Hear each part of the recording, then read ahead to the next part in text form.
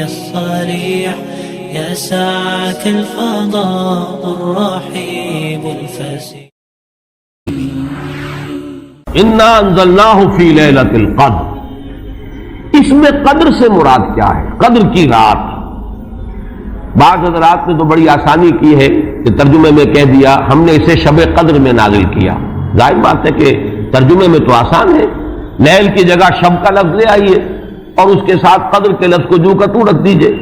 یہی وجہ ہے کہ اردو میں ترجمہ کرنا، اردو میں درس دینا قرآن کا بہت آسان ہے، لیکن کوئی ایسی اجنبی زبان ہو کہ جس کے الفاظ سرے سے مناسبت نہ رکھتے ہو عربی زبان کے الفاظ کے ساتھ، وہاں بہت مشکل ہو جاتا ہے.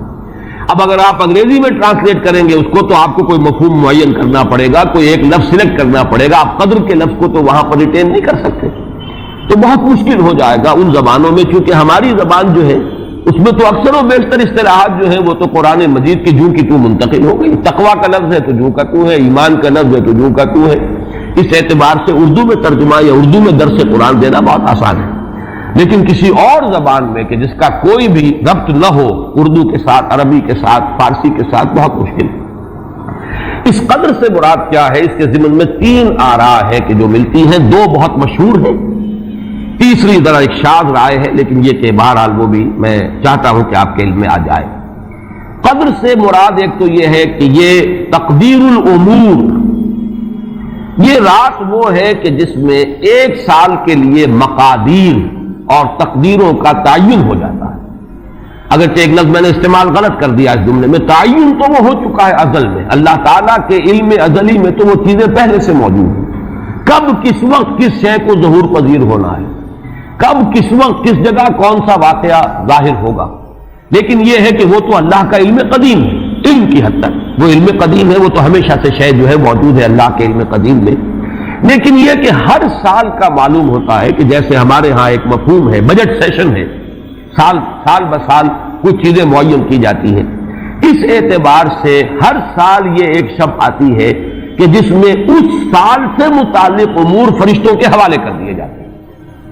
اس اصل جو ہے ام الکتاب سے یوں سمجھ لیجئے، ام الکتاب اب یہاں میں لفظ استعمال کر رہا ہوں، اللہ تعالیٰ کا علم قدیم.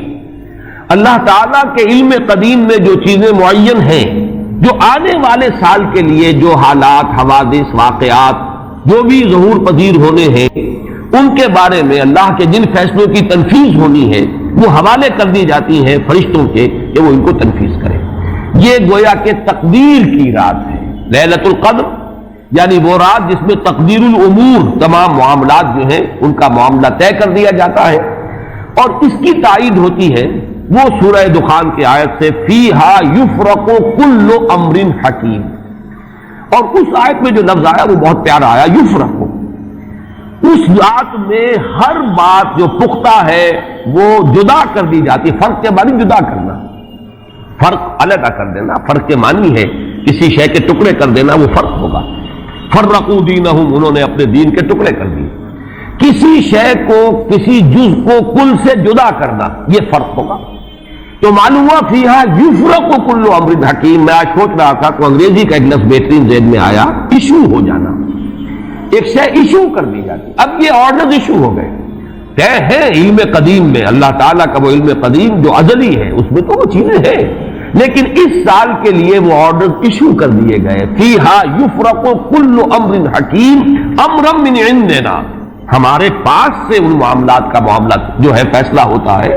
کوئی اور طاقت نہیں ہے فیصلہ کرنے والی، وہ فیصلے ہمارے ہی ہیں، ہمارے ہی پاس سے وہ فیصلے جو ہیں صادر ہوتے ہیں. لیکن یہ کہ اس شب میں لیلہ مبارکہ اسے کہا گیا، انا انزلناہ فی لیلۃ مبارکۃ انا کنا منذرین فیہا یفرق کل امر حکیم امرا من عندنا انا کنا مرسلین. وہ ہمارے پاس سے وہ فیصلے جو ہے وہ صادر ہو کر اور حوالے کر دیے جاتے ہیں. گویا کہ آپ جیسے کہتے ہیں آرڈر ایشو ہو گئے، آپ کے تبادلے کے یا آپ کی ترقی کا جو حکم ہے ایشو ہو گیا.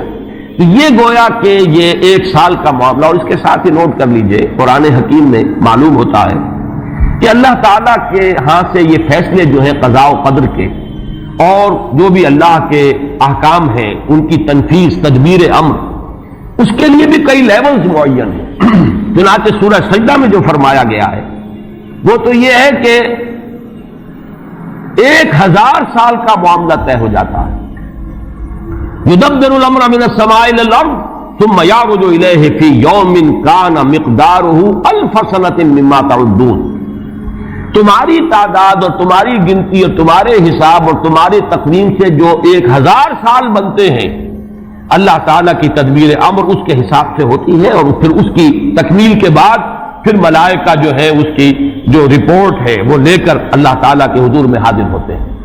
یہ کہا جا سکتا ہے کہ جیسے ہم یہ سمجھتے ہیں کہ 7 آسمان ہیں، ان 7 آسمانوں کے ساتھ اللہ تعالیٰ کا یہ جو تدبیر امر کا معاملہ ہے کہ جو سمائے دنیا ہے اس پر وہ سالانہ ایشو ہو رہے ہو احکام قضاء و قدر کے، اور وہی ہے کہ جو پھر اس سال کے دوران ان کی تنفیذ ہو جاتی ہے.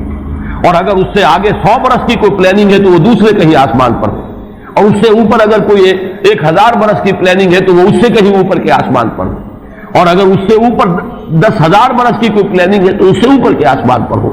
یہ سارے معاملات ممکن ہیں. یہ عالم امر کی وہ باتیں ہیں جن کو صحیح طور پر سمجھنا ہم صرف اشارات کے حوالے سے کوئی دھندلا سا تصور قائم کر سکتے ہیں کہ قرآن ایک طرف یہ بھی کہہ رہا ہے یدبر الامر من السماء الى الارض ثم يعرج الیہ فی یوم کان مقدارہ 1000 سنۃ مما تعدون. سورہ معارج میں یہ بھی ہے تعرج الملائکۃ والروح الیہ فیہا، اس میں فی یوم کان مقدارہ 50,000 سنہ، 50,000 برس کا بھی ایک دن ہے اللہ کا. تو ہو سکتا ہے کہ ان تمام مختلف درجہ بدرجہ جو تدبیر امر کے فیصلے اللہ کی طرف سے حکمت الہی اور علم الہی سے جن چیزوں کا کہ ایشو ہو رہا ہو، جس کے کہ احکام صادر ہو رہے ہو، وہ بھی درجہ بدرجہ ہو. اور یہ جو ہے سمائے دنیا پر یہ ایک سالانہ جو ہے نظم اس کا قائم ہو، اور اس کے حوالے سے فرشتوں کو جو اس دنیا کے فرشتے ہیں جو یہاں پر تنفیذ امر کی جو خدمت ہے اس پر معمور ہیں ان کے حوالے کر دیے جاتے ہیں. تو ایک رائے تو میں نے عرض کی کہ قدر سے مراد تقدیر، کہ یہ رات جو ہے تقدیر الامور کی رات ہے. تمام جو امور ہیں ان کے مقادیر، ان کی تعیین، ان کے بارے میں اللہ تعالیٰ کے احکام جو ہے ان کا ایشو ہو جانا. ایک رائے یہ ہے کہ یہ قدر سے مراد ہے قدر و منزلت، اونچا رتبہ، علو شان، منزلہ اور شرف. اب اس کی تائید ہوتی ہے، معلوم ایسا ہوتا ہے کہ یہ دونوں باتیں تو بیک وقت جو ہے مراد ہے. اسی لیے میں نے کہا یہ دونوں اقوال بہت مشہور بھی ہیں، اور میرے نزدیک یہ دونوں ہی اس میں یہ ذو معنیین لفظ کے طور پر یہاں استعمال ہوا، یہ دونوں ہی مراد ہیں. یہ رات خود اپنی جگہ پر بھی بجائے خود، جسے ہم کہتے ہیں بجائے خود بھی بہت قدر و منزلت کی رات ہے، اور اس شب میں 1 سال کے معاملات جو ہیں وہ فرشتوں کے حوالے کر دیے جاتے ہیں. اس اعتبار سے اس کو کہا گیا لیلہ مبارکہ، انا انزلناہ فی لیلۃ مبارکہ. یہ خود مبارک ہے، اس کے اندر برکتیں ہیں، اس کے اندر عظمت ہے، اس کی اپنی شان بلند ہے، علو مرتبت کی حامل ہے یہ رات. یہ دو مفہوم جو ہے جب تو میں نے جیسا کہ عرض کیا یہ تو بہت کثرت کے ساتھ ہیں اور یہی زیادہ مشہور بھی ہیں، بلکہ ان کے ضمن میں دوسری بات کے ضمن میں ایک نقطہ ترازی کے درجے کی بات ہے، لیکن بات کیونکہ حسین ہے وہ میں آپ کو سنا رہا ہوں. ابو بکر وراق ہے جنہوں نے اس میں نقطہ پیدا کیا ہے کہ یہ لیلہ قدر اس لیے ہے لأنه نزل فيها کتاب ذو قدر على لسان ملک ذی قدر على امت لها قدر. یہ 3 انہوں نے قدر جمع کیے ہیں کہ یہ اس لیے اس کو لیلۃ القدر کہا گیا کہ ایک طرف تو یہ کہ اس میں وہ کتاب نازل ہوئی جو بڑی قدر و منزلت والی کتاب ہے، ثانیاً وہ اس فرشتے کی زبانی نازل ہوئی کہ جو بہت قدر و منزلت کا ذی قوت عند ذی العرش مکین مطاع ثم امین. پھر اس امت کے لیے اس کی تنزیل ہو رہی ہے جس کی بڑی قدر و منزلت ہے اللہ کے ہاں. اور شاید اسی وجہ سے وہ کہتے ہیں جناب وراق کہ شاید اسی وجہ سے لفظ قدر جو ہے اس سورہ مبارکہ میں 3 مرتبہ آیا ہے. انا انزلناہ فی لیلۃ القدر وما ادراک ما لیلۃ القدر لیلۃ القدر خیر من الف شہر. لیکن جیسا کہ میں نے عرض کیا ہے یہ بس ایک نقطے کے حد تک ہے، ایک دلچسپ نقطہ ہے، میں نے اس کا تذکرہ کر دیا ہے. ایک تیسرا مفہوم جو شاذ ہے جو لیا گیا قدر سے کہ قدر کا ایک مفہوم ہے تنگی کا بھی، جیسے کہ سورۃ الفجر میں ہم پڑھ چکے ہیں فَأَمَّا الْإِنسَانُ إِذَا مَا ابْتَلَاهُ رَبُّهُ فَأَكْرَمَهُ وَنَعَّمَهُ فَيَقُولُ رَبِّي أَكْرَمَنِ وَأَمَّا إِذَا مَا ابْتَلَاهُ فَقَدَرَ عَلَيْهِ رِزْقَهُ فَيَقُولُ رَبِّي أَهَانَنِ. انسان کا معاملہ عجیب ہے کہ جب اس کا رب اس کا امتحان لیتا ہے، اسے آزماتا ہے نعمتیں دے کر، عزت دے کر، تو کہتا میرے رب نے مجھے عزت دے دی، اور جب اس کا رب اس کو آزماتا ہے اس پر رزق کو تنگ کر کے، تو وہ کہتا میرے رب نے مجھے ذلیل کر دیا۔ تو یہاں پر جو تنگی کا مفہوم ہے قدر میں، تو ایک مفہوم یہ لیا گیا ہے کہ یہ لیلۃ القدر لیلۃ الضیق ہے، اور یہ اس لیے کہ اس زمین پر اتنی کثرت سے، اتنی کثیر تعداد میں فرشتے نازل ہوتے ہیں کہ تنگی پیدا ہو جاتی ہے۔ اب ظاہر بات ہے کہ یہ اس عالم ارواح کے ساتھ مناسبت رکھنے والے لوگ جن کی اپنی روحیں جو ہیں وہ اس درجے لطیف ہوں کہ کچھ مناسبت ان کو پیدا ہو گئی ہو، صرف ان کا ایک ادراک ہو سکتا ہے، باقی یہ کہ جہاں تک لفظ کا تعلق ہے اس میں اس کی گنجائش موجود ہے۔ تو لیلۃ القدر کے 3 مفہوم ہوئے، جن میں سے 2 جو ہے پہلے وہ تو باہم جمع بھی ہو سکتے ہیں، ذو معنیین لفظ کی حیثیت سے اس کا استعمال ہو سکتا ہے۔ اس میں تمام مقادیر اور تمام تقدیروں کا گویا کہ اللہ تعالیٰ کی طرف سے صدور ہو جاتا ہے، ایشو ہو جاتے ہیں تمام احکام آئندہ سال کے لیے۔ دوسرے یہ کہ یہ خود اپنی جگہ پر بڑی مبارک اور بڑی قدر و منزلت والی رات ہے۔ تیسری بات وہ ہے جو میں نے عرض کیا، ایک شاذ سی رائے ہے کہ اس میں فرشتوں کا نزول اس کثرت سے ہوتا ہے کہ زمین کے اندر اس کی وجہ سے جگہ کی تنگی ہو جاتی ہے، واللہ اعلم۔ اب اس کے بعد فرمایا وما ادراک ما لیلۃ القدر، یہ ما ادراک اور ما یدریک، اس کے بارے میں بعض حضرات کی ایک رائے ہے تو شاید اس سے پہلے اتنی وضاحت سے میں نے کبھی بیان نہ کی ہو، آج اس کو نوٹ کر لیجئے۔ عموماً تو مفسرین دونوں کا مفہوم ایک ہی لیتے ہیں، یعنی آپ کو کیا معلوم، آپ کو کس نے بتایا، گویا کہ نفی ہے کہ آپ کا اندازہ نہیں ہو سکتا کہ وہ کیا شے ہے، وہ لیلۃ القدر کی عظمت کیا ہے۔ لیکن بعض حضرات نے یہ فرق کیا ہے کہ جب یہ فعل ماضی میں آتا ہے وما ادراک، اس میں مراد یہ کہ آپ کو خوب معلوم ہے، کیا ہی معلوم ہے آپ کو کہ اس کی قدر و قیمت کیا ہے، یعنی اس میں گویا کہ نبی اکرم صلی اللہ علیہ وسلم کے لیے نفی نہیں بلکہ اس بات، القاریہ وما ادراک ما القاریہ، القاریہ ما القاریہ وما ادراک ما القاریہ، گویا کہ اس بات ہوتا ہے کہ آپ کو خوب معلوم ہے کہ قاریہ کیا ہے۔ لیکن یہ کہ جہاں ما یدریک آتا ہے وما یدریک لعلہ یزکا او یذکر فتنفعہ الذکریٰ، جہاں فعل مضارع آئے گا وہاں در حقیقت وہ مفہوم ہوگا کہ یہ بات حضور صلی اللہ علیہ وسلم کے علم میں نہیں ہے۔ آپ کو کیا معلوم، ہو سکتا ہے کہ وہ نصیحت اخذ کرتا، اس کو تزکیہ حاصل کر لیتا، تو اس کے اندر تو نفی ہو سکتی ہے کہ اس وقت آپ کے علم میں وہ بات نہیں ہے۔ لیکن یہ بھی ایک تو یہ کہ ایک علمی نکتہ ہے اور اس میں ذرا باریک قسم کی نحوی بحث ہے، میں خود اپنا مقام یہ نہیں سمجھتا کہ اس قسم کی باریک نحوی بحثوں میں کوئی حتمی رائے قائم کروں۔ دوسرے یہ کہ اس سے ہماری حد تک کوئی فرق واقع نہیں ہوتا، فرق اگر واقع ہوتا ہے تو محمد الرسول اللہ صلی اللہ علیہ وسلم کے بارے میں واقع ہوتا ہے کہ اگر وما ادراک آیا ہے تو گویا کہ اس بات ہے کہ حضور کے علم میں وہ بات ہے، اور وما یدریک ہے تو گویا کہ اس میں نفی ہے کہ وہ بات حضور کے علم میں نہیں ہے۔ لیکن ہمارے لیے تو دونوں حالتوں میں نفی ہی نفی ہے، ہمیں کیا معلوم قاریہ کی اصل حقیقت ہمیں کیا اندازہ ہو سکتا ہے، لیلۃ القدر کی اصل عظمت کا ہمیں کیا اندازہ ہو سکتا ہے، قرآن کی عظمت و فضیلت کا ہمیں کیا اندازہ ہو سکتا ہے۔ ہمارے اعتبار سے وہ بحث جو ہے وہ محض ایک اکیڈمک اور ایک علمی بحث بن کر رہ جاتی ہے، اس کا کوئی فرق واقع نہیں ہوتا۔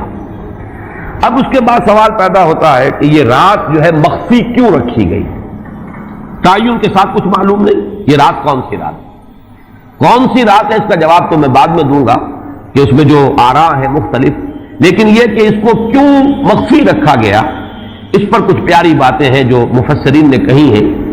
پہلی بات تو یہ کہ جتنی عظیم چیزیں ہیں ان سب کو مخفی رکھا گیا۔ قیامت کب آئے گی، مخفی آئے گی، یہ یقینی ہے، کب آئے گی، یہ تو ان امور میں سے ہے کہ جس کا علم نبی اکرم صلی اللہ علیہ وسلم کو بھی نہیں دیا گیا، جبرائیل کو بھی نہیں دیا گیا۔ چنانچہ حدیث جبرائیل میں واضح طور پر الفاظ موجود ہیں وَمَا الْمَسْئُولُ عَنْهَا بِأَعْلَمَ مِنَ السَّائِلِ، کچھ معلوم نہیں، نہ سائل کو معلوم نہ مسئول کو معلوم قیامت کب آئے گی۔ اب یہ عظیم حقیقت مخفی رکھا گیا اور اس کا خاص طور پر ذکر کیا گیا سورہ طٰہٰ میں، اکاد اخفیھا لتجزی کل نفس بما تسعی۔ اگر تعین کر دیا جاتا تو جو قریب کے زمانے کے لوگ ہوتے وہ تو خوب پھر محنت کرتے آخرت کے لیے، اور ذرا فاٹنے والے ہوتے وہ ذرا تساہل کرتے اس کے بارے میں۔ اس کو رکھا گیا ہے، تلوار لٹکی ہوئی ہے، کسی بھی وقت گر سکتی ہے، یہ جیسے گلوٹین کبھی اگر آپ نے دیکھا ہو جس طریقے سے کہ اس کا چھرا گرتا ہے، کسی بھی وقت گر سکتی ہے، لہذا ہر وقت چوکس رہو، چوکس میں رہو، جیسے کہ صحابہ کرام کی شان معلوم ہوتی ہے بعض روایات سے کہ ذرا تیز ہوا چلتی تھی تو وہ سمجھتے تھے کہ قیامت آ گئی۔ اس درجے استحضار تھا اعصاب کے اوپر، اس کا اتنا اثر تھا کہ ذرا تیز جھکڑ چلا اور انہوں نے سمجھا قیامت آ گئی۔ تو اس طریقے سے قیامت کو مخفی رکھا گیا۔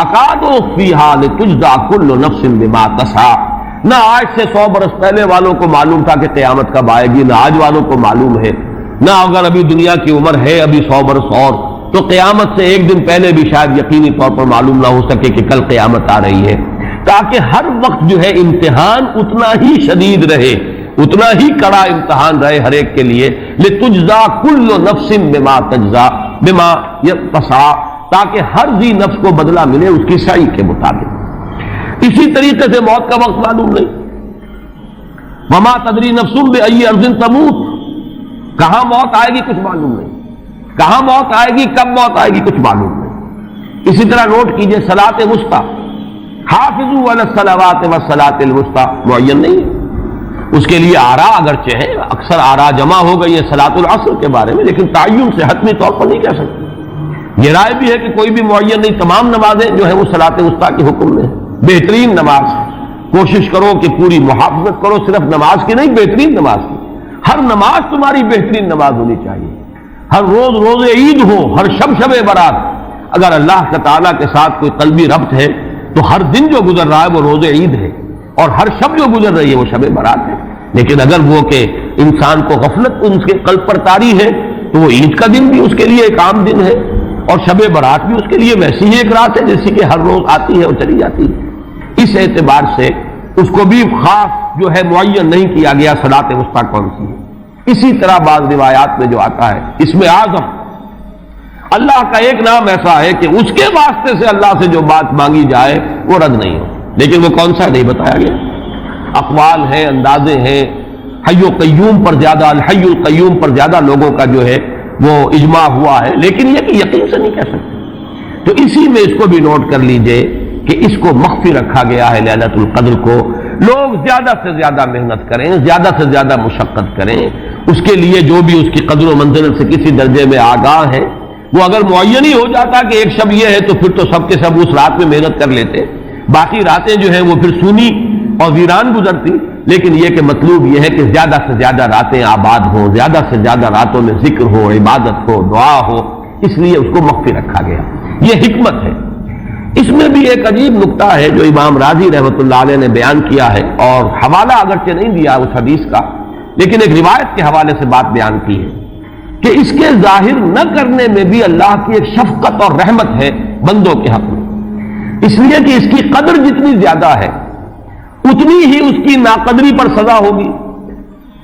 اگر معلوم ہو کہ یہ شب ہے اور اس کی ناقدری کو انسان کرے تو گویا کہ پھر وہ اتنا ہی زیادہ مورد عقاب اور مورد سزا بن جائے گا۔ اس کے لیے ایک بڑا پیارا واقعہ نقل کیا امام راضی نے کہ حضور صلی اللہ علیہ وسلم حضرت علی رضی اللہ تعالی عنہ ایک روز مسجد میں داخل ہوئے، ساتھ ہی آئے ہیں، دیکھا کہ ایک شخص سو رہا ہے، نماز کا وقت ہو چکا تھا۔ حضور نے حضرت علی سے فرمایا کہ اسے جگا دو، اسے ہوش میں لے آؤ تاکہ یہ وضو کرے، نماز کے لیے تیاری کرے۔ حضرت علی نے امتثال امر کیا، جا کر جگا دیا۔ لیکن پھر ایک سوال کیا حضرت علی نے کہ حضور آپ تو خود نیکی کے کاموں میں بہت سبقت فرمانے والے ہیں، سباق بالخیر یہ لفظ آئے، سبقت کرنے والے بہت کثرت کے ساتھ، تو آپ نے یہ جو ہے یہ کام خود کیوں نہیں فرمایا اور مجھے کیوں اس کے لیے آپ نے حکم دیا؟ آپ خود بھی اسے جگا سکتے تھے۔ آپ نے فرمایا کہ تم اس کی حکمت کو سمجھ لو، میرے جگانے پر اگر وہ نہ جاگتا اور انکار کر دیتا تو کفر ہو جاتا اس کے حق میں، اور تمہارے جگانے پر اگر کوئی تساہل سے بھی وہ کام لیتا تو وہ کفر نہ ہوتا۔ یہ ایک فرق ہے کہ اللہ تعالیٰ کی طرف سے ایک شفقت ہے کہ حضور صلی اللہ علیہ وسلم جگاتے اور کسی درجے میں وہ انکار کر دیتا۔ کبھی ایسا بھی ہوتا آدمی نیند میں ہے اور وہ کہتا جاؤ جاؤ مجھے آرام کرنے دو، تو اگر میرے ساتھ یہ معاملہ ہوتا تو وہ کفر کے درجے کو پہنچ جاتی بات، لیکن اگر تمہارے ساتھ یہ معاملہ ہو بھی جاتا تو اس درجے شدید نہ ہوتا۔ تو گویا کہ حضور نے اس شخص پر شفقت کے اعتبار سے یہ شکل اختیار کی کہ خود نہیں جگایا، بلکہ یہ کہ حضرت علی رضی اللہ تعالیٰ عنہ کو حکم دیا کہ اسے جگا دو۔ تو یہ نقطہ کہ لیلۃ القدر کے اخفاء میں یہ بات بھی ہے کہ اگر اس کو عیاں کر دیا جاتا، معین کر دیا جاتا، تو پھر جو لوگ اس سے غافل رہتے، پھر وہ بہت سخت ناقدری کا ارتکاب کرتے اور بڑی سزا کے مستوجب ہو جاتے۔ اب آپ چھٹی بحث ہے کہ وہ رات کون سی ہے۔ اگرچہ ایک رائے شاذ یہ بھی ہے کہ وہ رمضان سے باہر کی رات بھی ہو سکتی ہے، لازم نہیں ہے کہ رمضان ہی کی کوئی شب ہو۔ اس میں چونکہ بعض حضرات نے ایک روایت کی وجہ سے جسے ہم شب برات کہتے ہیں، لیلۃ البرات، یہ شعبان کی 15ویں شب، درمیانی شب، اور اس کے بارے میں ایک روایت موجود ہے حضرت عائشہ صدیقہ رضی اللہ تعالی عنہا کی کہ رات کے وقت ان کی آنکھ کھلی اور وہ باری آپ ہی کے پاس شب باسی کی تھی حضور کی، تو حضور موجود نہیں تھے، تو تشویش ہوئی کہاں گئے۔ تو جب تلاش کی گئی تو معلوم ہوا کہ حضور جنت البقیع قبرستان میں پہنچے ہوئے ہیں اور وہاں آپ ان کے لیے جو بھی وہاں دفن ہیں ان کے لیے استغفار فرما رہے ہیں۔ جب پوچھا گیا معاملہ کیا، تو آپ نے فرمایا یہ بڑی عظیم رات ہے اور اس رات میں فوت ہونے والوں کا فیصلہ ہو جاتا ہے، پیدا ہونے والوں کا فیصلہ ہو جاتا ہے۔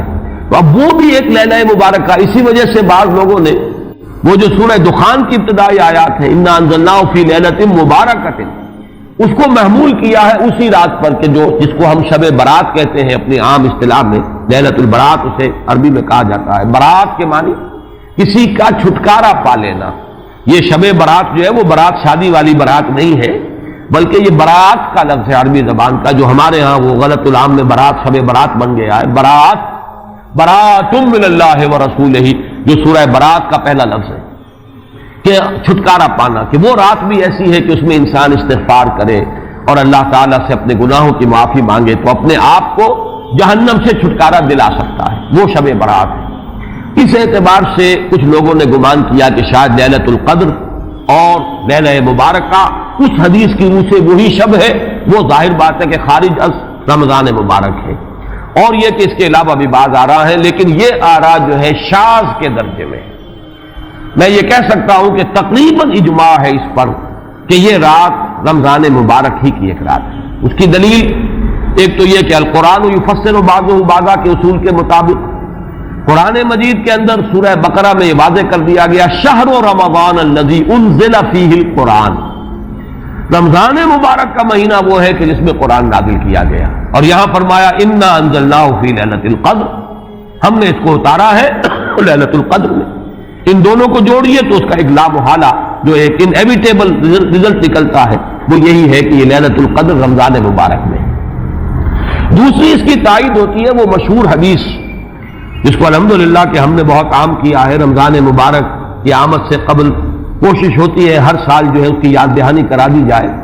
ایک طویل خطبہ جو حضور نے دیا تھا، خطبنا رسول اللہ صلی اللہ علیہ وسلم فی آخر یوم من شعبان، یہ حضرت سلمان فارسی رضی اللہ تعالیٰ عنہ سے مروی ہے کہ حضور نے شعبان کے آخری دن ہمیں خطبہ ارشاد فرمایا، یا ایھا الناس قد اظلکم شہر عظیم شہر مبارک شہر فیہ لیلۃ خیر من الف شہر، لوگوں آگاہ ہو جاؤ، تم پر ایک بہت مبارک مہینے نے، بڑی عظمت والے مہینے نے سایہ کر دیا ہے، سایہ فگن ہو گیا ہے تم پر ایک مہینہ جو بڑی عظمت والا ہے، شہر عظیم جو بڑی برکت والا ہے، شہر مبارک، اور تیسرا جملہ اس میں یہی ہے شہر فیہ لیلۃ خیر من الف شہر، وہ مہینہ کہ جس میں ایک رات وہ بھی ہے کہ جو 1000 مہینوں سے افضل ہے۔ ان دونوں چیزوں کے حوالے سے تقریباً دلائل بھی موجود ہیں، اور ویسے یہ کہ جیسا کہ میں عرض کر چکا ہوں اجماع ہے کہ یہ رمضان مبارک ہی کی ایک شب ہے۔ لیکن رمضان مبارک کی کون سی شب ہے، اس پر بعض مفسرین نے تو لکھا ہے کہ 40 قول ہیں۔ چنانچہ صاحب تفسیر مظہری قاضی ثناء اللہ پانی پتی نے، میں نے وہ تفصیل تو نہیں پڑھی، کہ 40 قول نقل کیے، لیکن امام راضی نے جو 9 قول نقل کیے ہیں وہ میں تیزی کے ساتھ آپ کو سنا دیتا ہوں۔ ابن رزین رحمہ اللہ کا قول یہ ہے کہ رمضان کی پہلی شب ہے۔ حضرت حسن بصری رحمت اللہ علیہ، یہ ہے تابعین میں سے، اس لیے میں رضی اللہ عنہ نہیں کہہ رہا، رحمت اللہ علیہ، حضرت حسن بصری رحمت اللہ علیہ کی رائے ہے کہ یہ 17ویں شب ہے، یعنی وہ شب کہ پھر جس کے اگلے دن جو ہے وہ غزوہ بدر ہوا ہے، یوم الفرقان۔ حضرت انس رضی اللہ تعالی عنہ مرفوعاً روایت کرتے ہیں کہ یہ 19ویں شب ہے۔ محمد بن اسحاق جو بہت بڑے سیرت نگار ہیں حضور کے، ان کا قول ہے کہ یہ 21ویں شب ہے۔ حضرت عبداللہ ابن عباس رضی اللہ تعالی عنہما سے قول جو ہے مروی ہے کہ یہ 23ویں شب ہے۔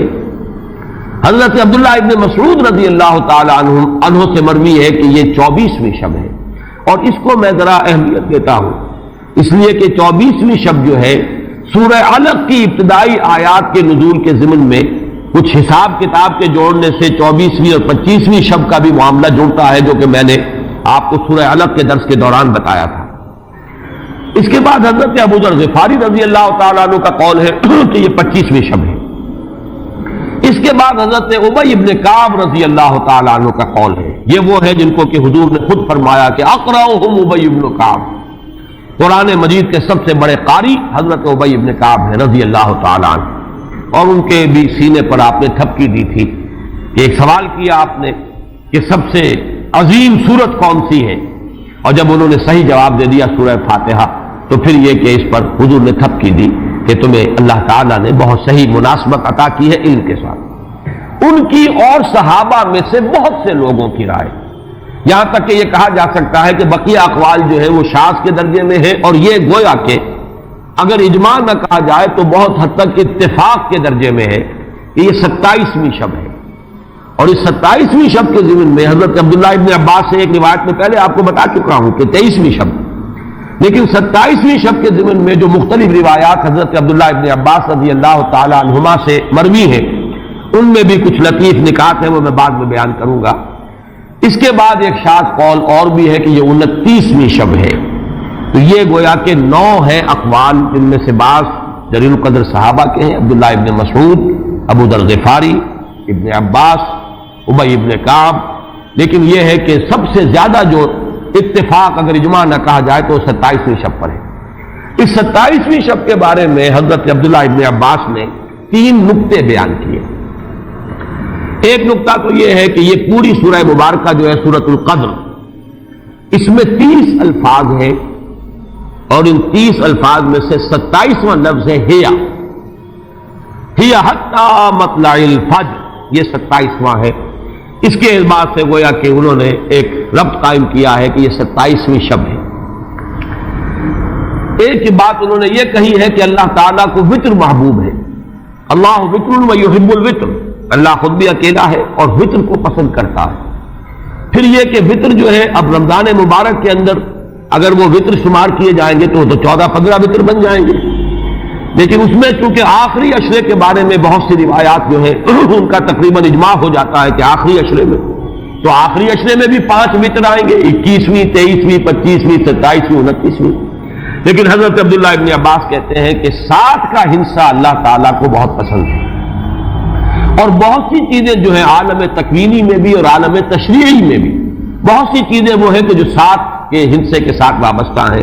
7 آسمان ہیں، 7 زمینیں ہیں، ہفتے کے 7 دن ہیں، طواف کے 7 شوط ہیں، سعی بین صفا والمروہ وہ بھی 7 مرتبہ ہے، ادھر سے ادھر، ادھر سے ادھر 7۔ اسی طریقے سے سجدے کے اعضاء بھی 7 ہیں، تو اس سے انہوں نے پہلے وطر اور وطر کے بعد 7 کا حصہ، رمضان کے آخری عشرے کی وطر راتیں اور ان میں 7ویں رات یعنی 27ویں شب، وہ اپنے اس حساب کتاب سے بھی۔ اور جب انہوں نے یہ بات بیان کی تو حضرت عمر رضی اللہ تعالی عنہ نے ان کی تحسین کی ہے۔ آخری بات اور بھی کہی گئی ہے کہ لیلۃ القدر جو ہے اس کے اندر حروف کو اگر شمار کیا جائے تو 9 بنتے ہیں، اور یہ لیلۃ القدر اس سورہ مبارکہ میں 3 مرتبہ آیا ہے۔ انا انزلناہ فی لیلۃ القدر وما ادراک ما لیلۃ القدر لیلۃ القدر خیر من الف شہر۔ اس اعتبار سے بھی 3 کو ضرب دی جائے 9 سے تو وہ بھی 27 کا عدد بنتا ہے۔ بہرحال یہ میں نے جیسا کہ عرض کیا تھا کہ ان کا کوئی تعلق نہ صرف سے ہے، نہ نحو سے ہے، نہ روایات سے، لیکن بہرحال حضرت عبداللہ ابن عباس کا ایک ذوق ہے، اس کو آپ ذوقی باتیں بھی کہہ سکتے ہیں، لیکن یہ کہ حضرت عبداللہ ابن عباس کی ذوقی بات ہے، لہذا اس کا کم سے کم تذکرہ ہو جانا چاہیے۔ ایک بحث یہ ہے کہ اہی باقیۃ ام لا، کیا یہ رات جو اس کی عظمت تھی یہ باقی ہے، یا صرف وہی رات جو تھی جس میں کہ قرآن مجید نازل کیا گیا وہی عظمت کی حامل تھی؟ انا انزلناہ فی لیلۃ القدر، یا یہ کہ اب بھی ہر سال یہ رات آ رہی ہے تو اسی عظمت کی حامل ہے، اسی قدر و منزلت کی، اسی برکت کی حامل ہے؟ اس پر بھی تقریباً ایک اجماع ہے کہ یہ لیلۃ القدر باقی ہے، ہر سال آتی ہے۔ اس کے ضمن میں بلکہ میں چاہتا ہوں کہ اپنے قول کی تصحیح کر دوں کہ میں ایک رائے میں نے ابتدائی دور میں بیان کی ہے اپنے بعض خطبات میں، تقاریر میں، اور وہ جیسا کہ ایک خطیبانہ انداز ہوتا ہے، قرآن مجید کی عظمت کے بیان کے ضمن میں یہ باتیں، یہ بھی نقطے کے درجے کی باتیں ہوتی تھی اور وہ میں بیان کرتا رہا ہوں کہ قرآن ہے اصل عظمت کی حامل شے۔ جس رات میں یہ قرآن نازل ہوا وہ لیلۃ القدر بن گئی، گویا کہ لیلۃ القدر کی عظمت جو ہے وہ قرآن کی عظمت سے مستعار ہے۔ جس مہینے میں یہ نازل ہوا وہ مذہب جو ہے، وہ مہینہ جو ہے مبارک ہو گیا، شہر المبارک، اور وہ مہینہ جو ہے وہ روزے کی عظیم عبادت کے لیے مختص کر لیا گیا۔ اسی طریقے سے جو دن اس کی تعلیم کے لیے خاص کیا گیا، جو جمعے کا دن جو ہے وہ در حقیقت تعلیم قرآن کے لیے، یتلو علیہم آیاتہ ویزکیہم ویعلمہم الکتاب والحکمہ، جو حضور کا عمل تھا اسی کو دوام عطا کیا گیا ہے خطبہ جمعہ کی صورت میں۔ وہ دن جو ہے وہ سید الایام بن گیا کہ ہفتے کے دنوں میں وہ سردار دن ہے، جمعے کا دن جو ہے وہ سردار ہے تمام دنوں کا۔ یہ بات اپنی جگہ پر صحیح ہے جہاں تک اصولی اعتبار سے، لیکن میں اس میں جو تصحیح کر رہا ہوں جزوی طور سے وہ یہ ہے کہ لیلۃ القدر کی عظمت جو ہے وہ خود اپنی جگہ پر ہے، فی نفسہا ہے، اپنے ہی مقام پر ہے، اپنی جگہ ہے، بجائے خود، جسے کہتے ہیں فارسی میں بجائے خود عظمت کی حامل ہے۔ اور اس کی عظمت کا مقام یہ بھی ہے کہ اس میں فیہا یفرق کل امر حکیم، تمام معاملات جو ہے اللہ کے فیصلے جو ہیں ان کو ایشو کر دیا جاتا ہے، وہ گویا کہ حوالے کر دیے جاتے ہیں، وہ فیصلے صادر ہو جاتے ہیں اللہ تعالیٰ کی جناب سے۔ تو یہ اس کی عظمت قدیم ہے۔ قرآن کا نزول اس کے ساتھ شامل کیا گیا ہے کہ اس عظیم رات کا انتخاب کیا گیا ہے قرآن کے نزول کے لیے۔ یہ میں چاہتا تھا کہ اپنے ان سابقہ بیانات کے ضمن میں یہ تصحیح جو ہے میں آپ کو نوٹ کرا دوں۔ دوسرے یہ کہ آیا اس کے ساتھ اس کا دن بھی اس عظمت میں شامل ہے یا نہیں؟ اس میں بھی اکثر مفسرین کا جواب یہ ہے کہ دن شامل ہے، اس لیے کہ قرآن مجید کا حساب کتاب، عرب کی تقویم، اس میں رات بول کر بھی دن رات مراد لیتے تھے اور یوم بول کر بھی دن رات مراد لیتے تھے۔ یوم بھی 24 گھنٹے کے مجموعے کا نام ہے، اور جب رات کا تذکرہ آتا ہے تو رات بھی در حقیقت دن اور رات کے 24 گھنٹوں پر اس کا جو ہے اطلاق کیا جاتا ہے۔ جو دن آتا ہے رات کے بعد وہ اس رات کے تابع ہے۔ اس اعتبار سے یہ عظمت جو ہے صرف شب کے ساتھ نہیں ہے، بلکہ یہ کہ اس کے بعد آنے والا دن جو ہے وہ بھی اسی عظمت کا حامل ہے۔ اس سے ایک بہت بڑا مسئلہ حل ہو جاتا ہے کہ جو اس دور میں خاص طور پر بہت سے لوگوں کے ذہنوں کو پریشان کر سکتا ہے، اور وہ یہ کہ جب کہ مکے میں یا عرب میں رات ہے تو امریکہ میں وہ دن ہے۔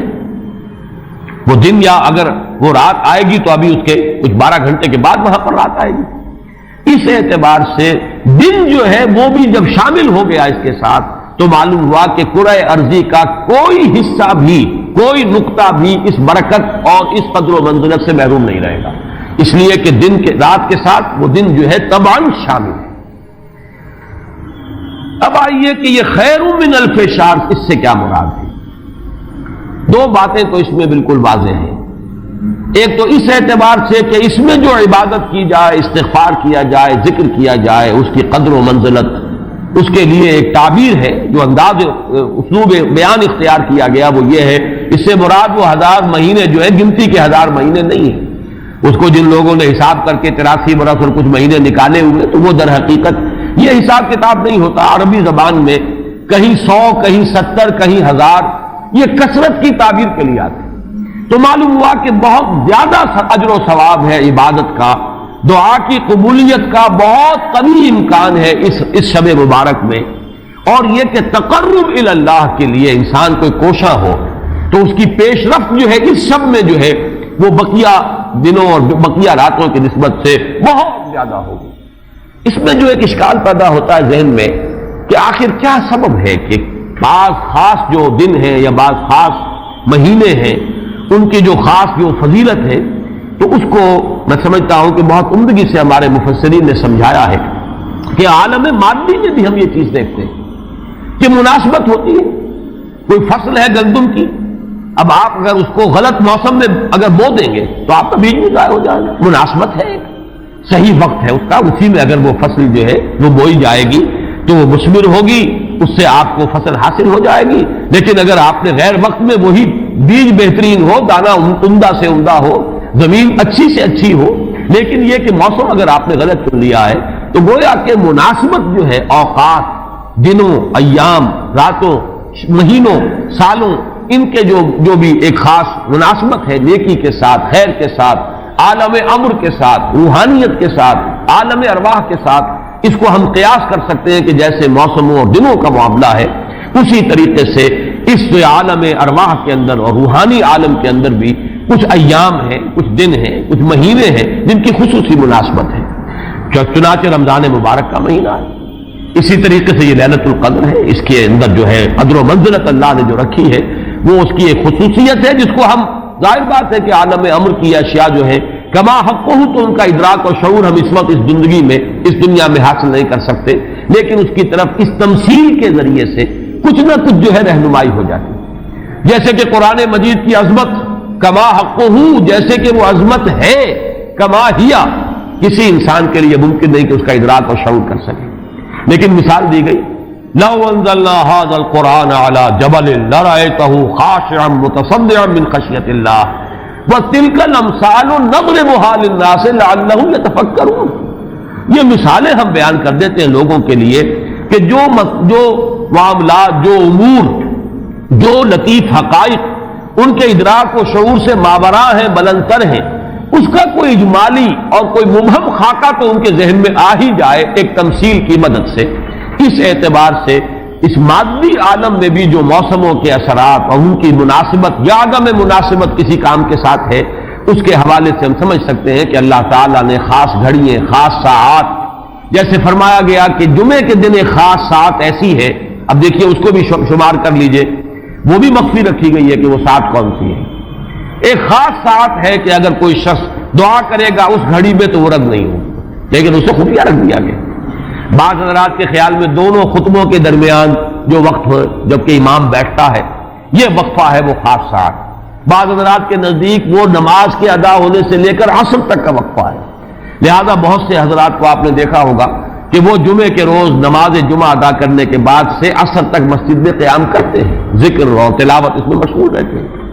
بعض حضرات کے نزدیک اس سے مراد ہے اذان ہونے سے نماز کے ادا ہو جانے تک، اذا نودی للصلاۃ من یوم الجمعۃ فاسعوا الی ذکر اللہ وذروا البیع اور فاذا قضیت الصلاۃ فانتشروا فی الارض.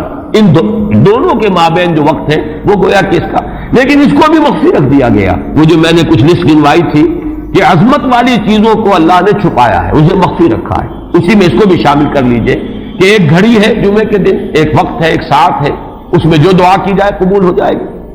اسی طریقے سے یہ لیلۃ القدر ہے، اسی طریقے سے اور مختلف چیزیں. تو لیلۃ القدر خیر من الف شہر تنزل الملائکۃ والروح فیہا باذن ربہم من کل امر. نازل ہوتے ہیں فرشتے اور الروح. اگرچہ الروح کے بارے میں اس کا مصداق کیا ہے بہت سے اقوال ہیں، لیکن یہاں پر اکثر و بیشتر مفسرین جو ہے متفق ہے کہ یہاں مراد حضرت جبرائیل علیہ الصلوۃ والسلام. فرشتوں میں ان کے چونکہ ایک خاص مقام ہے، بہت اونچا ان کا مقام ہے، کہا جا سکتا سید الملائکہ، تمام فرشتوں کے وہ سردار ہیں. یہی وجہ ہے کہ وہی ہے قرآن کے نازل کرنے والے. یہ عظیم اللہ کا پیغام جو ہے نوع انسان پیام آخری حامل او رحمت للعالمین، تو اس کے لانے والے بھی جو ہے وہ فرشتوں میں، جیسے کہ میں نے وہ آیات آپ کو اس سے پہلے بھی سنائی کہ انہ لقول رسول کریم ذی قوت عند ذی العرش مکین مطاع ثم امین. اب یہ ساری مدح جو ہو رہی ہے، تعریف ہو رہی ہے حضرت جبرائیل علیہ السلام کی، تو یہ گویا کہ عطف الخاص علی العام کی ایک مثال ہے. تمام ملائکہ، الملائکہ بہت سے ملائکہ، اور یہاں پہ اس سے اندازہ کیجئے کہ معلوم ہوتا ہے بہت کثیر تعداد میں ملائکہ ہیں جن کا نزول ہوتا ہے. وہ جو میں نے قدر کا ایک مفہوم بیان کیا گیا تھا کہ اتنے ملائکہ آتے ہیں کہ زمین پر جگہ نہیں رہتی، اور لیلۃ القدر سے مراد لیلۃ الضیق ہے کہ ملائکہ کے لیے. اس کا چونکہ ابھی حال ہی میں مجھے تجربہ ہوا ہے کہ جب ہم نے طواف وداع کیا ہے تو وہ ہم نے دیکھا ہے ضیق کی وہ کیفیت جو ہے، وہ تنگی کہ وہاں پر جگہ جو ہے آدمی کا سانس لینا مشکل ہو جاتا ہے، اس درجے تنگی. تو اب یہ تو ایک عالم مادی کا ضیق تھا جو ہم دیکھا ہے، جس کا ہمیں تجربہ ہو گیا. عالم ارواح میں فرشتوں کا ضیق کہ اتنے فرشتے نازل ہو جائیں کہ ان کو تنگی محسوس ہو، ان کو اپنے لیے جگہ نہ مل رہی ہو زمین پر، تو یہ بھی ایک مفہوم ہے۔ تنزل الملائکۃ والروح، نازل ہوتے ہیں فرشتے اور جبرائیل، بالخصوص حضرت جبرائیل علیہ الصلوۃ والسلام، فیہا اس شب میں، بِإِذْنِ رَبِّهِمْ مِنْ كُلِّ أَمْرٍ سلام، وہ اپنے رب کے اذن سے۔ اس میں گویا کہ وہ جڑ کاٹی جا رہی ہے، جیسا کہ میں نے بارہا بیان کیا ہے کہ ایمان بالملائکہ ہی بگڑ کر مشرکانہ نظام کی شکل اختیار کر لیتا ہے۔ یہ دیویوں اور دیوتاؤں کا تصور جو دنیا میں ہے، گاڈز اینڈ گاڈیسز، اور یہ جو بھی عربوں کے ہاں تھا آلہہ کا تصور، یہ در حقیقت فرشتوں کا تصور ہے جو بگڑ گیا۔ ہم جانتے ہیں فرشتہ پہاڑوں کا ایک فرشتہ ہے، ملک الجبال، جو حضور کی خدمت میں حاضر ہوا تھا یوم طائف کو، اگر آپ مجھے حکم دیں میں ان پہاڑوں کو آپس میں ٹکرا دوں اور جن لوگوں نے آپ کے ساتھ یہ زیادتی کی ہے وہ سرمے کی طرح پس کر رہ جائیں۔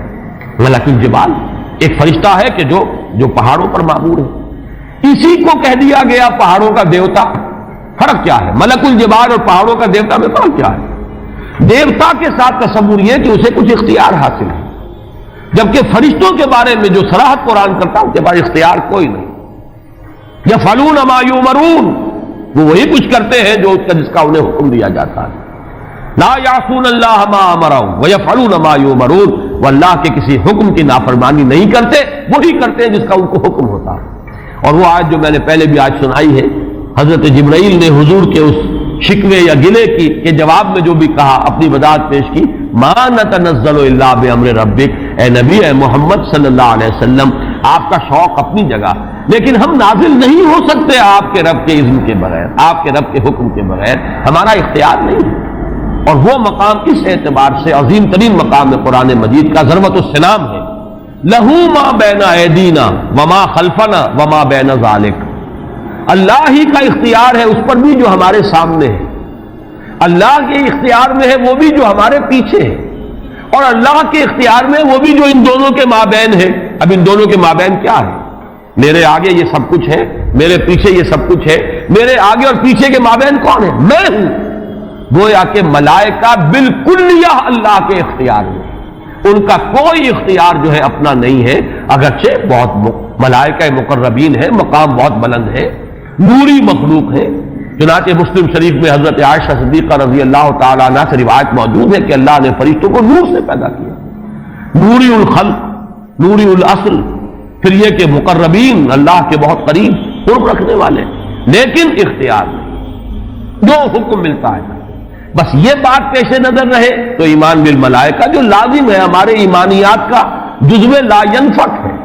آمنت باللہ وملائکتہ وکتبہ ورسلہ والیوم الآخر والقدر خیرہ وشرہ من اللہ تعالی والبعث بعد الموت، ایمان باللہ کے فوراً بعد ایمان بالملائکہ ہے، لازم ہے۔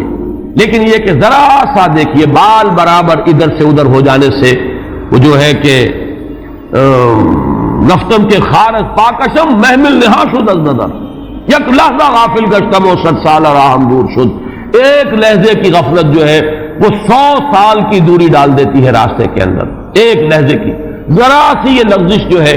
اگر ان ملائکہ کے بارے میں یہ تصور قائم ہو جائے کہ یہ بھی صاحب اختیار ہے تو ٹھیک ہے، پھر کچھ دنڈوت ہونی چاہیے، پھر کچھ چڑھاوے چڑھانے چاہیے، پھر ان سے دعائیں کرنی چاہیے، ان سے استغاثہ ہونا چاہیے، ان کو پکارا جانا چاہیے۔ وہ سارا کا سارا شرک کا جو طومار ہے اب اس کے لیے پورا جواز پیدا ہو گیا اگر ذرا سی یہ علمی غلطی ہو جائے۔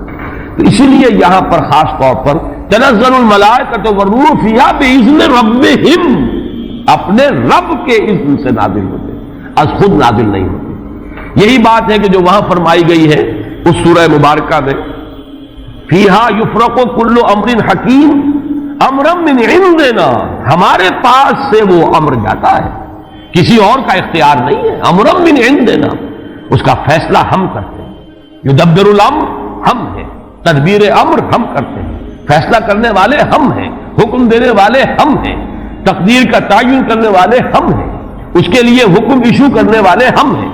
تو فرمایا امرا من عندنا انا کنا مرسلین، مرسلین، اور ہم ہی ہیں کہ جو بھیجنے والے ہیں، اپنے فرشتوں کو بھیجتے ہیں تنفیذ امر کے لیے، اپنے رسولوں کو بھیجتے ہیں لوگوں کو خبردار کرنے کے لیے، جو کہ اگلی صورت کا مقصد ہے، جو مرکزی مضمون ہے کہ مقصد رسالت ہے کیا۔ تو فرمایا تنزل الملائکۃ والروح فیہا بإذن ربہم من کل امر. اب دیکھیے کل امر کس طرح یہ الفاظ جو ہے ایک دوسرے کے ساتھ ان دونوں مقامات کے جو ٹیلی کر رہے ہیں. انا انزلناہ فی لیلۃ القدر، انا انزلناہ فی لیلۃ مبارکۃ. قدر اور مبارک یہ دونوں ایک دوسرے کے مقابل میں آ گئے. یہاں فرمایا من کل امر، تنزل الملائکۃ والروح فیہا بإذن ربہم من کل امر. وہاں فرمایا فیہا یفرق کل امر حکیم امرا من عندنا انا کنا مرسلین. اس شب میں ایشو ہو جاتے ہیں تمام معاملات، تمام فیصلے، اور ہوتے ہیں ہمارے پاس سے. یہ غالباً جو ہمارے ہاں فیصلے عدالتی فیصلے ہوتے ہیں ان میں بھی خاص الفاظ آتے ہیں کہ یہ عدالت کا اپنا فیصلہ ہے، یا ہم اپنے فیصلے سے یہ بات جو ہے اس کا تعین کر رہے ہیں. تو امرا من عندنا یہ ہمارا فیصلہ ہمارے پاس سے اس کی تعین ہوتی ہے. سلام ہی حتی مطلع الفجر. سلام میں ایک تو یہ بات کہ نحوی اعتبار سے کہ اس کا مبتدا محذوف ہے، وہ سلامتی ہی سلامتی ہے. اور سلام کے دو معنی کیے گئے ہیں. ایک تو جو سلام کا یا سلامتی کا ذریعہ بنے. یہ رات سلامتی کی رات ہے، اس رات میں سلامتی حاصل کی جا سکتی ہے، اس رات میں اللہ کی مغفرت حاصل کی جا سکتی ہے، اللہ کے عفو و درگزر کے عام ہونے کی رات ہے. ایک یہ کہ اس رات میں مولانا اصلاحی صاحب نے ایک بڑا پیارا لفظ استعمال کیا ہے کہ جو شیاطین جن ہیں ان پر کرفیو لگا دیا جاتا ہے. جیسے رمضان مبارک کے بارے میں آیا ہے کہ ان جو شیاطین ہیں ان کو قید کر دیا جاتا ہے. یعنی یہ کہ برائی کے جو محرکات و دوائی ہیں ان میں کمی آ جاتی ہے. خیر کے دوائی اور داعیات و محرکات وہ اس کے اندر نکھرتے ہیں، ابھرتے ہیں. اور یہ ہر شخص کو اندازہ ہے رمضان مبارک کا ایک خاص ماحول ہوتا ہے. اس میں واقعہ یہ ہے کہ اگرچہ بدطینت لوگ اس میں بھی بد کرداری کا معاملہ کرتے ہیں، لیکن یہ کہ طبیعت جو عام ماحول اس ماہ مبارک کا ہوتا ہے اس میں خیر کا کرنا نسبتاً بہت آسان دوسرے دنوں کے مقابلے میں. اور برائی کی طرف میلان جو ہے وہ زیادہ ہی شدید ہوگا تو شاید اس کا جو ہے اظہار ہو جائے، ورنہ عام طور پر برائی کے میلانات جو ہیں ان میں کمی پیدا ہو جاتی ہے. تو سلام ایک تو اس معنی میں کہ سلامتی حاصل کرنے والی رات، دوسرے یہ کہ اس رات میں سلامتی ہوتی ہے کہ جنات جو ہیں شیاطین جن ان کے اوپر پابندیاں ہیں، قدغنے ہیں. اور ایک یہ لفظ لایا گیا ہے سالم کے معنی میں. سالم پوری رات، یہ پوری رات کا معاملہ ہے، اس کی کوئی خاص ساعت نہیں ہے. اس میں گویا کہ خاص دلجوئی کی جا رہی ہے کہ اگر کوئی شخص پوری رات میں نہیں بھی جاگ سکا لیکن اگر طبیعت میں انشراح ہو جائے کسی اس کی ایک ساعت میں، کسی ایک حصے میں، تو وہ یہ سمجھے کہ وہ محروم نہیں رہا، اسے اس رات کی سعادتوں اور برکات میں سے حصہ مل جائے گا. ہی حتی مطلع الفجر. اور یہ رات جو ہے یہ فجر کے طلوع ہونے تک یہ برکات کا نزول، فرشتوں کا نزول، خیر و سعادت، سلامتی کا حصول، یہ تمام چیزیں جو ہے اس رات کے آخری جو سرحد ہے مطلع الفجر، طلوع فجر تک یہ تمام کیفیات برقرار رہتی ہیں. اللہ تعالی ہم سب کو یہ لیلہ قدر اور لیلہ مبارکہ جو ہے اس کی برکات سے اور اس کی قدر و منزلت سے اور اس کے خیرات و حسنات سے متمتع ہونے کی توفیق عطا فرمائے. بارک اللہ لی ولکم فی القرآن العظیم ونفعنی وإیاکم بالآیات والذکر.